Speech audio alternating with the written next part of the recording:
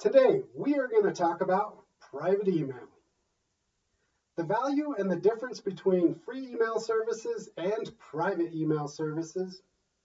I will also cover a couple of easy private email solutions and what to expect from them.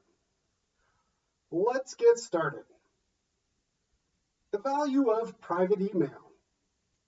On this episode, part 1 of private email, I'm going to cover some private email solutions that can be had for around $60 a year.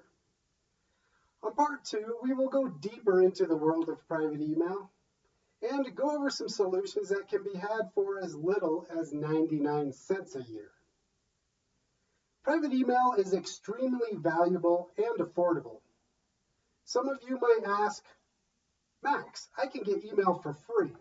Why would I pay money for it? I will say you are not getting email for free. You never get email services for free. If you are not paying money, you are paying a very expensive price for your email.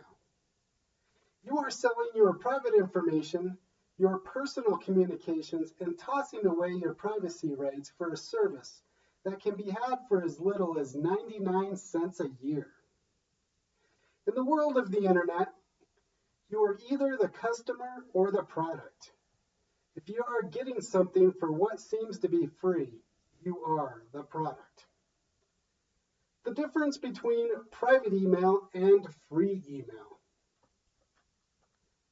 Free email service is provided by a company such as Google, MSN, Yahoo, AOL.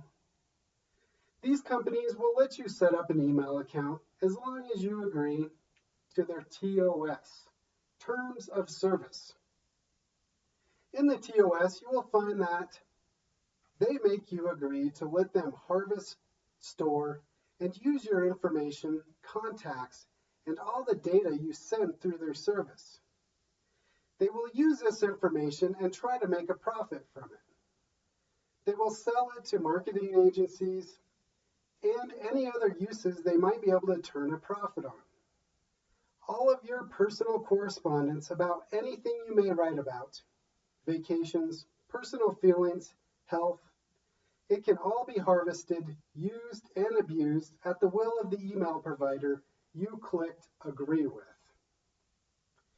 If you look at the average free email TOS, it will usually be a 10-page agreement or much more. If you try to read it, you will see you basically agree to all of your information can be harvested, used, and sold. With most private email solutions, the TOS, or Terms of Service, is usually about 1 page long. And you have to agree not to send spam or abuse the service in illegal or menacing ways. You should never have to agree to let a private email service have the rights to use your data in any way. When you pay an email provider, they are making money from that payment. So they do not need to harvest your data and turn a profit. A private email provider usually advertises and promotes your privacy. This is what you pay for, and this is their business model. Personally, to me, it is worth a small payment every year not to have a parasitic data miner sucking all of my personal information out of my email. Now let's talk about a couple of private email solutions. There are 2 basic routes somebody can take for private email. Setting up your own private email or going through a private email service.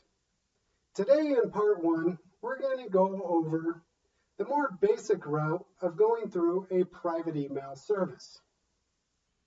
A large benefit of a private email service versus setting up your own email service is you can click a few buttons and everything will be set up and ready to use.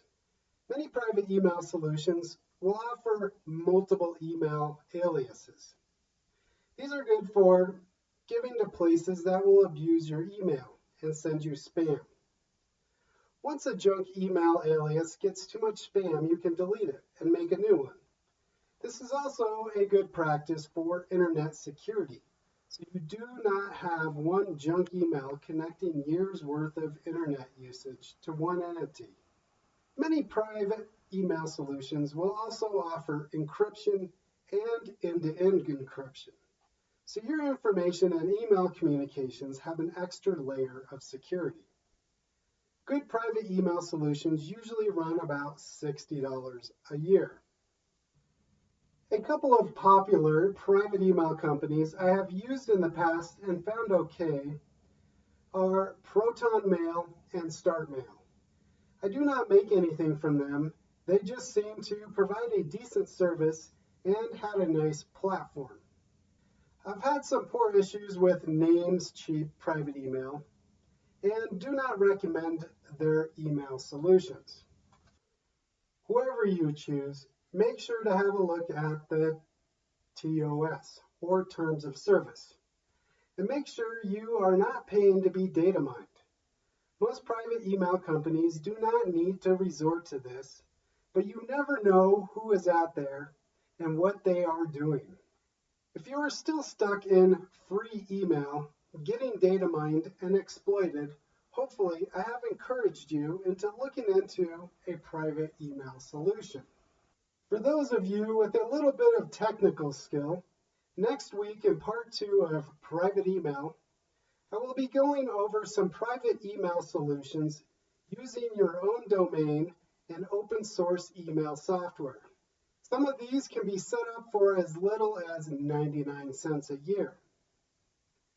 Be safe, be secure.